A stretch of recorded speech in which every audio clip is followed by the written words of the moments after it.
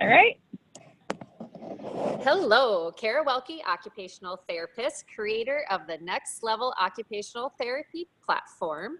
We are a community of OT professionals on a mission to help as many OTs and OTAs start up their business as possible, as well as help those in current practice level up. There is very limited information out there to support us as OT professionals to start their own practice, and that is where the Next Level OT platform is going to step in and fill the void. So please check out our Facebook group, the Next Level Occupational Therapy, where we'd love to have you join and get additional information. Throughout the next several shows, I will be interviewing amazing OTs and OTAs that have started their own business so that you can learn from those that have already been through the process and have succeeded. I am so excited for all that we will learn from our current OT entrepreneurs. Now on to today's show. It is my pleasure to welcome Laura Park Figueroa. Laura is an occupational therapist who started her own private practice called Outdoor Kids Occupational Therapy 4 years ago. She also ran her own side business as a private practice for many years prior. Laura has a fantastic podcast called Mind Your OT Business, which you definitely have to check out. She started it in March of 2019.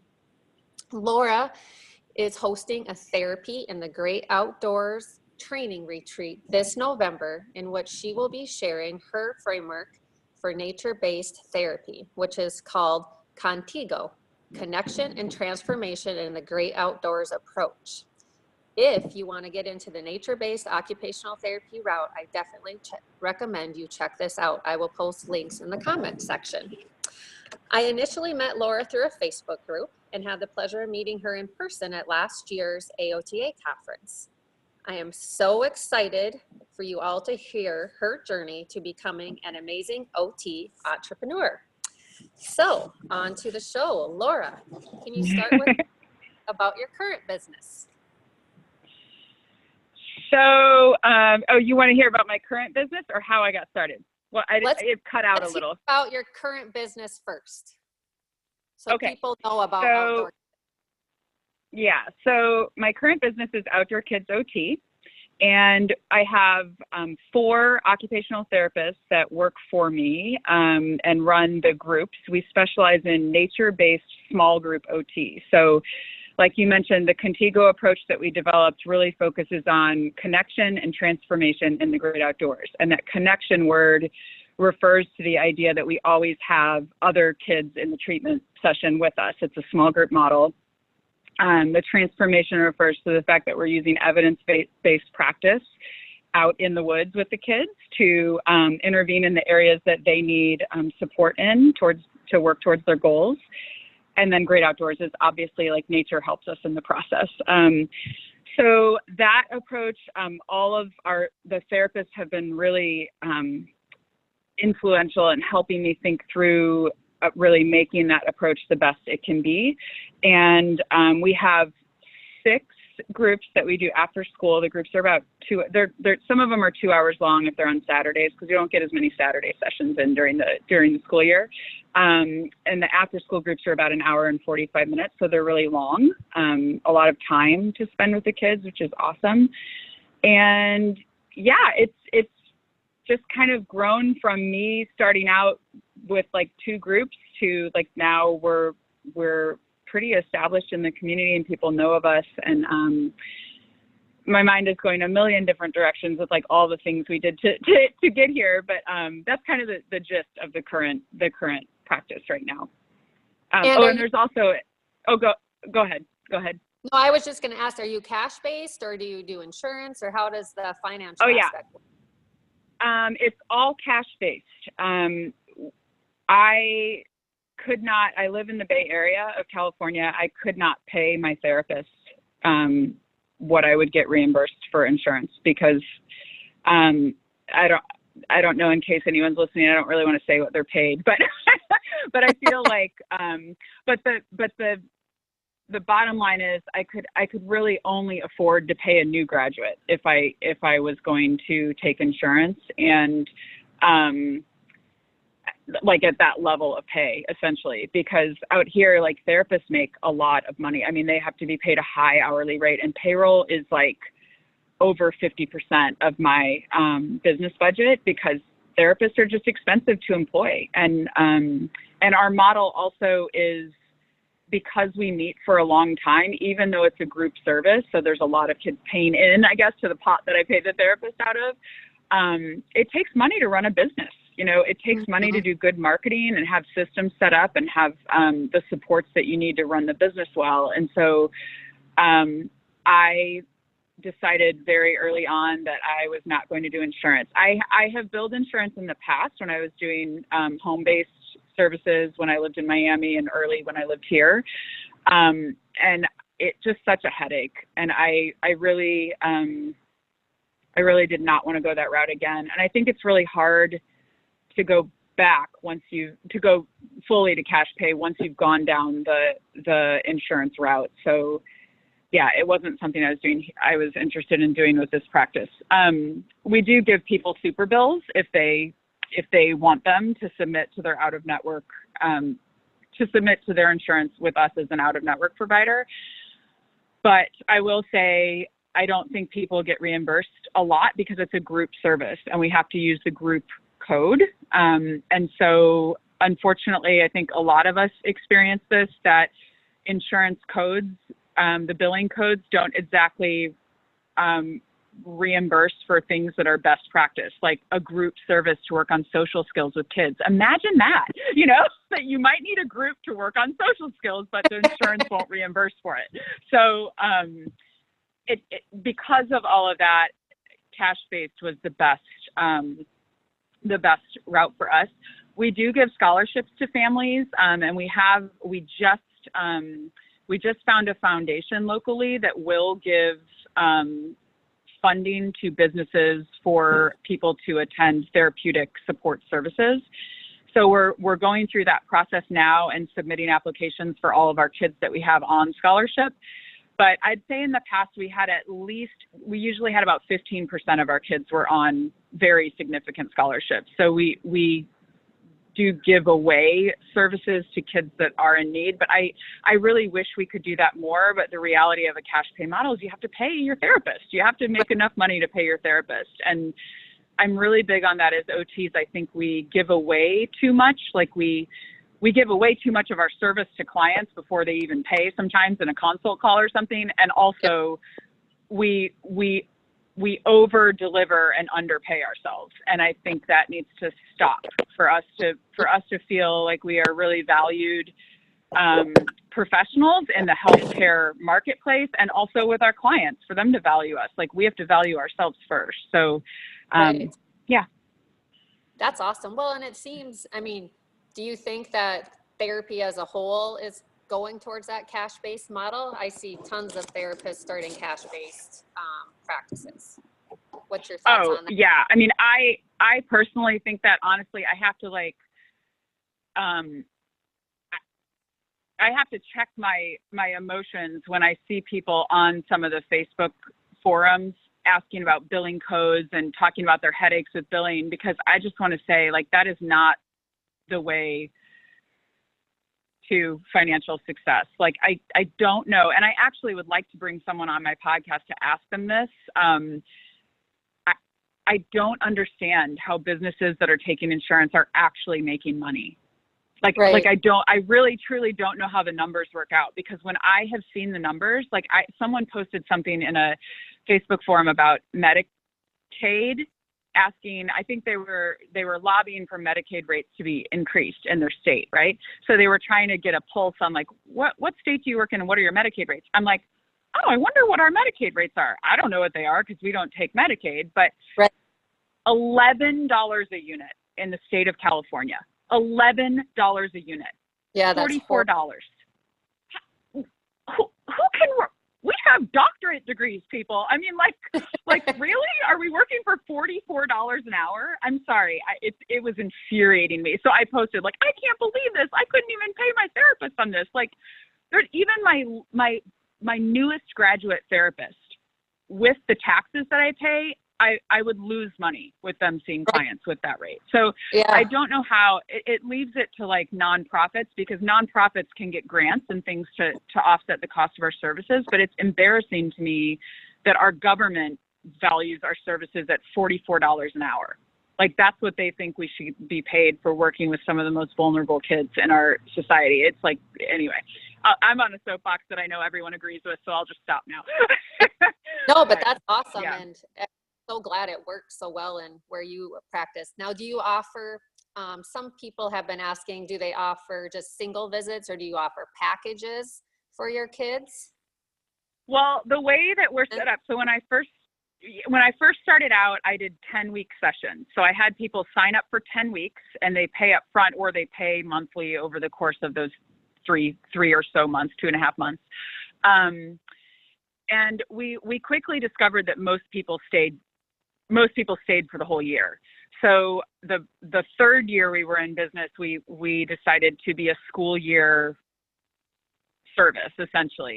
And we basically have a lot of documentation in the paperwork when people sign up to say, like, we will not keep your child on therapy if it is not necessary. Obviously, that's unethical, and we're not going to do that. But most of the kids that we see have longer term issues that really do take, I mean, it's a total, if you stay for the whole school year with breaks and stuff, it's a total of around 30 visits for the whole year. And at that point, when we made it a school year program, we invested in a registration platform, like what a camp would use, for them to be able to pay monthly over the course of the year. So the nice thing is it feels affordable still, even though it kind of gets them into, it's a system in our business that kind of gets our clients in the door and keeps them paying consistently for the entire school year, because it's set up in a really good system. And then we have peer playmates in the groups too. I forgot to say that. Like, we have kids that get OT, but we also have slots for kids that just need nature play and are there to participate with their peers, that are typically developing kids, or they're kids that have been in our services for a while and have transitioned into this peer playmate role. And those kids pay a really significantly reduced fee. And so if we feel like a kid mid-year is ready to exit OT, then we just transition them into that role. And usually families are happy, because it's way less money, but also it's an easy way for them to stay in the group, and kind of slowly wean off of OT services. Right. So yeah. Plus they go to that next level and are like, now I'm the kid that people want to play with. I mean, that's neat. Right. That's right. awesome. I mean, part of the model is that the whole reason we call it Contigo Kids, like we don't put the logo Outdoor Kids OT on a lot of stuff, because we don't really want the kids to know who's getting therapy and who isn't. Right. Yep. So we've really tried hard to keep it where the kids feel like they're just playing. So they don't know who's getting OT and who's the peer playmate. They just are all together outdoors. But there is we do have to set expectations for families, because I think that sometimes parents think their kid is going to pick up bad behavior or something from another kid, right? Mm-hmm. And I think we need to work really hard to advocate for inclusion and talk with kids about how to play, specifically with kids with autism, because kids don't understand autism unless we really talk to them about it. But for parents too, I think parents sometimes have more biases than kids do. And I think I'm adding some stuff to our welcome packet this year about, like, respecting differences and understanding that kids may have different behaviors and how to talk to your kid about it. And so. That's awesome. Awesome.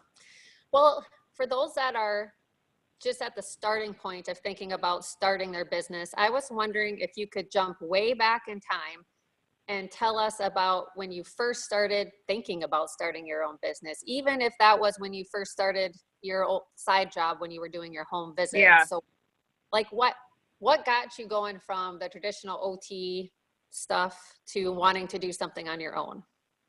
Yeah. Well, I think the way a lot of people, I started the same way a lot of people start, which is I was working for a children's hospital, and there was a kid that was coming in for outpatient rehab that they I don't remember, I guess it was like 15 years ago, but I don't remember all the details, but it was something like their insurance changed or they weren't going to be able to drive to the facility anymore. And they mentioned that they were looking for someone to come to the house. And so a PT friend and I checked in with our supervisor, and she was like, that's fine if you guys do that, if she's exited from the hospital, it was outpatient rehab at the hospital. And so we kind of just started that way, both my friend who's a physical therapist and I, and we slowly just kind of built a clientele that way. But I would say back then, I really did not, first of all, the internet was not what it was today, 15 years ago. So the lack of access to resources, I think, was a big piece for me. But I didn't have that entrepreneurial mindset back then. I wasn't intending to like grow the business. I wasn't intending to leave my job at the hospital. It more was just sort of like nice little extra money on the side, right? And I think probably the reason that I didn't have that drive to grow the business it was multiple things. One, I had very young kids at the time. So that was like, kind of like, I just wanted to work and like be with them. Right. But also I think, it was like, I enjoyed my work, but it wasn't something that I really ever envisioned I didn't feel like such passion about it that I wanted to grow it into some big business where I had people working for me and going to different homes and managing clients. And some of it was just a growth process for me too, like my age maybe. Like I think as I matured and as I became a better therapist over the years, I started to see that what I really like doing is working with it, like in a coaching model, even with families. I like talking to the parents almost more than I liked the direct work with kids, which is, it's like not okay to say as an OT, but I'm trying to like really at this phase of my life. They joke that when you turn 40, you like don't give up anymore. And so I kind of think I'm in that phase of life where I'm like, I just want to be able to like be who I am and not apologize for it. And that's kind of what I'm realizing about myself now is I'm really good at working with adults. Like I don't really, it doesn't really like appeal to me to work with adults as an OT. No offense to you guys who do, but like in a coaching sense, like I love doing business coaching and I love working with parents in the families that we work with. And I love working with my employees and my business manager. So I think I'm kind of in a sweet spot now where I've kind of found what I really like. And it was just a process of coming to understand that was who I am as a person and kind of growing into that as I got older, I guess. It's a weird answer. I didn't expect to say that, but it just kind of came out that way. But yeah. So is there any part of you that wishes you would have started the Outdoor Kids OT sooner rather than only 4 years ago? Yeah. Maybe, but I also kind of feel like it was very like the right thing at the right time to me. I think, okay. I wish maybe I'd started sooner, but I think I started at just the right time. I do. I feel like I was ready. I felt really equipped. I felt like I had the resources I need. Don't get me wrong. I was totally unsure and not confident. And, I'm not trying to sound like I had everything together, but I do feel like the process has been invigorating and exciting for me instead of being overwhelming and stressful. It's been that too, but it's more, I'm super excited to be running my own business and growing it. And I just love what we do too. I'd say there's probably only been one moment. There was one moment that I remember over a winter break at one point when we needed to fill a group and sorry, I'm getting a phone call. I'll decline that. And it was over winter break and I was just busting my butt. And I was like, you know what, if I still worked in schools, I could just like sit here and do nothing right now. I would be relaxing instead of like scrambling to like get clients and emailing people and talking to my therapist and, but that was like once. Generally it's just been pretty fun and exciting for me. I'm still young in it too. 4 years in isn't really that far, but that's the thing I love about being an entrepreneur, is that you can always have something new and exciting to do. And I think a lot of entrepreneurs are entrepreneurs because of that. We're Right. curious people, you know, we want there always to be the next challenge or the next level. You Yep. like that plug Yep. that we want to get to, right? There's Right. always going to be another level. It's not like your business is ever going to top out at like you're just done. It can if you want it to. I'm kind of at that place with Outdoor Kids OT. I feel like the next level for Outdoor Kids OT might be going to like a multi-state model where we have other locations in different states. But I'm at a place where I'm like taking that step when it comes to me. I'm not on some big explosive growth phase right now where I'm trying to do that. I really want to get more a balanced kind of, I think what my ideal work situation right now would be is to keep Outdoor Kids OT running like a smooth running machine like it is, and maybe grow it a little. I mean, I don't want it not to grow, but then also do business coaching because I just love business so much. I love talking with business owners. I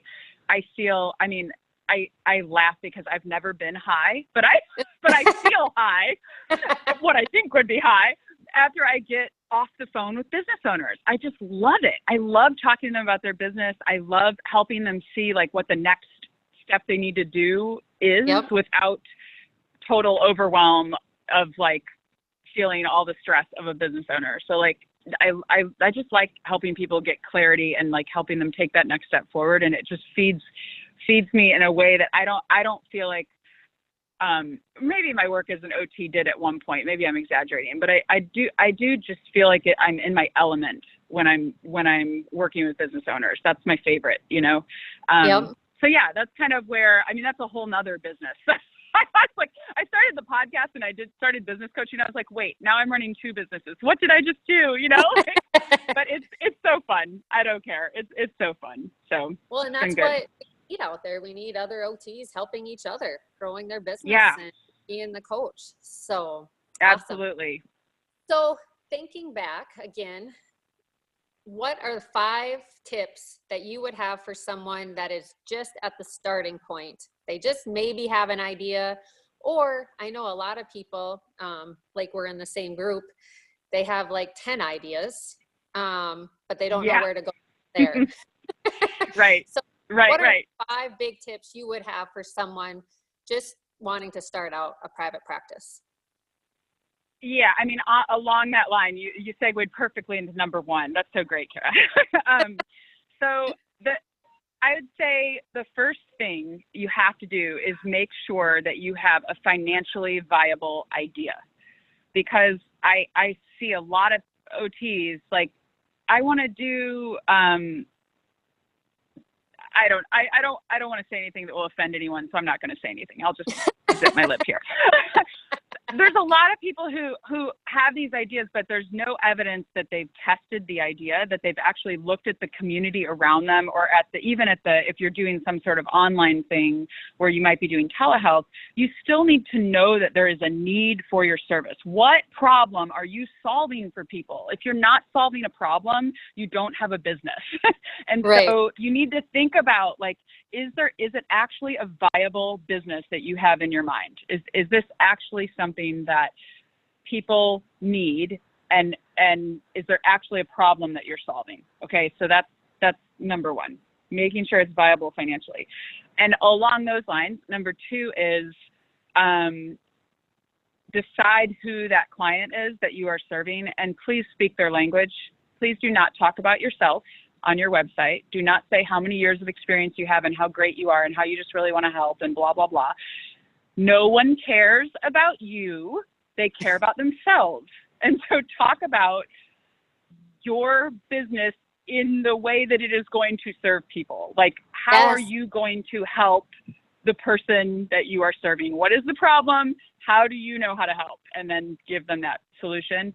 And also, I would say, as an aside, Donald Miller's book, Building a Story Brand, best marketing book I've ever read by far. I mean, it's awesome. It'll walk you through how to like line up your verbiage on your website so that it actually speaks to customers. And one of the things he says is that you need to help them feel the pain that they will feel, help your customer feel a little bit of pain. Like there has to be a risk at not buying your service. Right. It has to be like, if you don't act now, this might happen. Your child might continue to have these problems, and the problems could even get worse if you don't get help now. Now that's kind of, it's controversial as an OT to say that, but there's ways you can say that and communicate to families.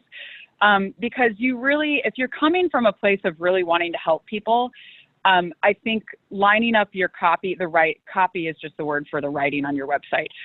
Lining up the copy on your website in a way that will really speak to customers and help them understand what you have to offer and why they need it, is only going to serve them. It's really in the intention to serve families. It's not about you getting rich. So really thinking about it with the intention to serve and help. So number 2, know your ideal client and speak their language. Number 3, I wrote down a couple things. So you have to get your business set up. A lot of times we get clients, at least I did. I had clients before I had my business set up. It was like, oh, someone paid me. I guess I better figure out if I'm a sole proprietor, an LLC or whatever, like, Who do I write the check to? Just Laura Figueroa is fine, I don't have a business name yet. That was years ago. But basically, if you want to do it the right way, I think Nolo Press is the organization that I recommend everyone check out online. I can't remember what Nolo stands for, but it's NOLO. Nolo Press. They are based here in Berkeley, in my hometown. And they are a legal organization that writes books for people to help them do legal stuff on their own. And so those books, and if anyone's heard my podcast, they know that I am not big on paying lawyers unless you really need to, but, and you should when you need to. But these books will help you. You can get a book for, how to set up an LLC, how to start a business as a sole proprietor. I mean, they have so many books available. And I used their book, How to Set Up Your Professional Corporation in the State of California, whatever it was called, I can't remember, to do most of the incorporation myself. And then I paid a lawyer for a tiny little piece that I had a question on. And so you can save a lot of money doing that. And I think using those books will help you do the checklist and make sure that you've done everything you need to do legally for your business, from, getting a bank account set up to keep your finances separate, to filing paperwork with the Secretary of State, to paying your taxes, to whatever all that stuff is.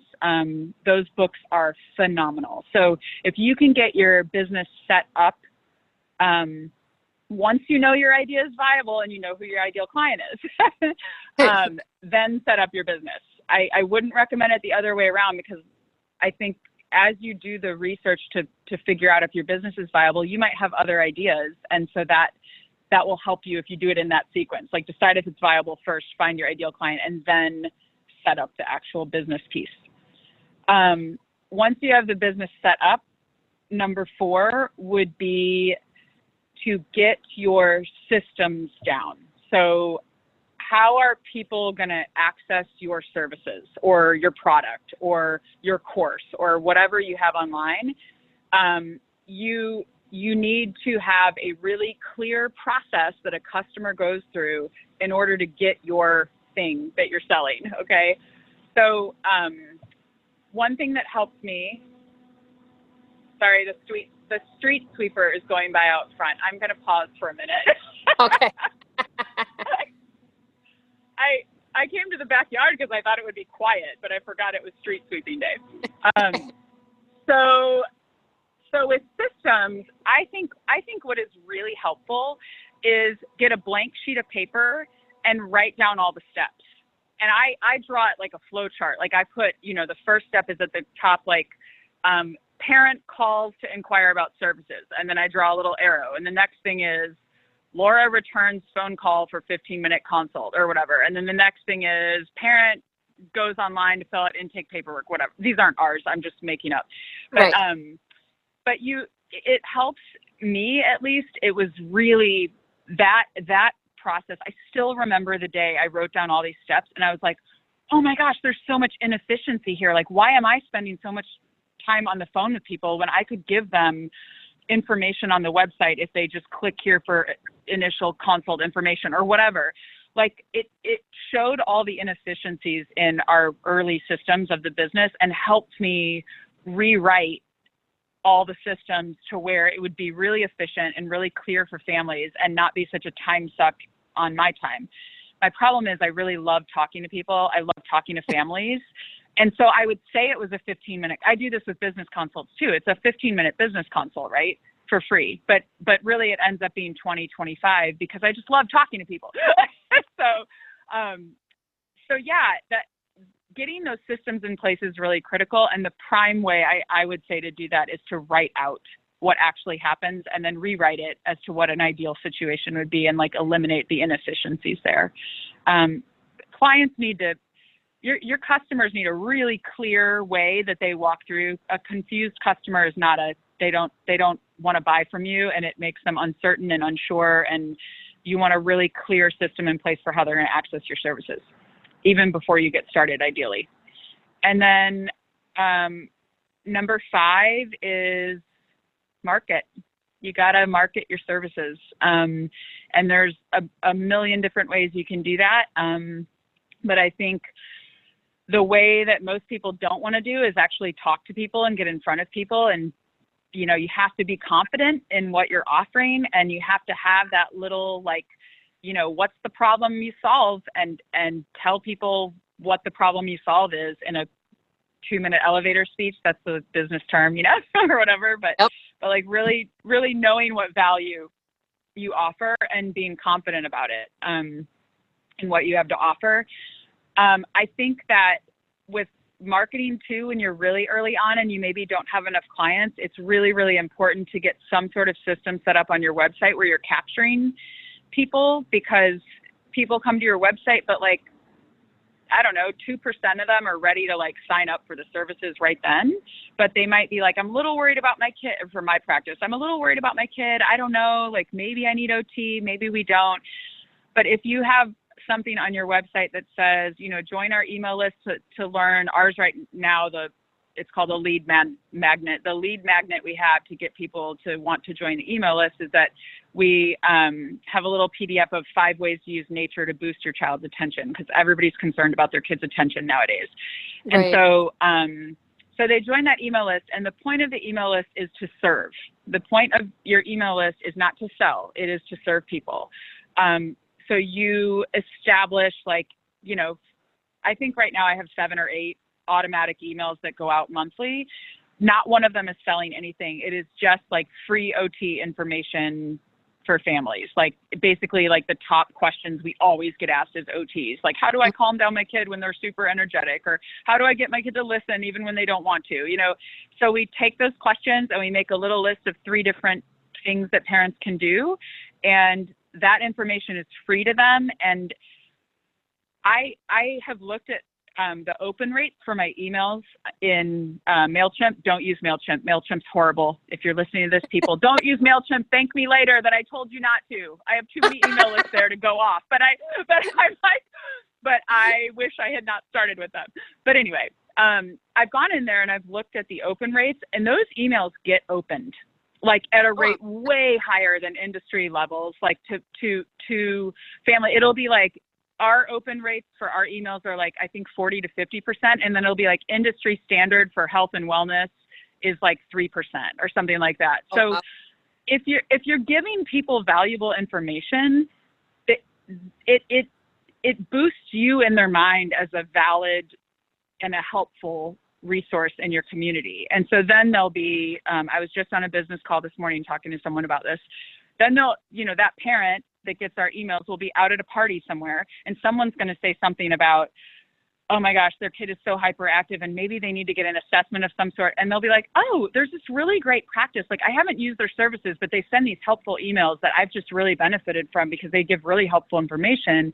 And it keeps your business kind of top of mind with people who may not even be your clients. Like, so I think that's a really important thing when you get started marketing. It's like, yes, get in front of people and talk to them, but also make sure that you have some system set up to catch people who are coming to your website who might be interested, and a way to serve those people who may never be your clients. Like, that's marketing in a way that really helps people, which really resonates with us as OTs, because we just want to help people, you know? So that's the way to motivate us as OTs. So yeah, that's it. Well, those are fabulous tips. And the whole serving people, I just feel a lot of people miss that step. And that's like the key step. You have to be willing to serve people and not going out there and asking for things for yourself all the time. So yeah.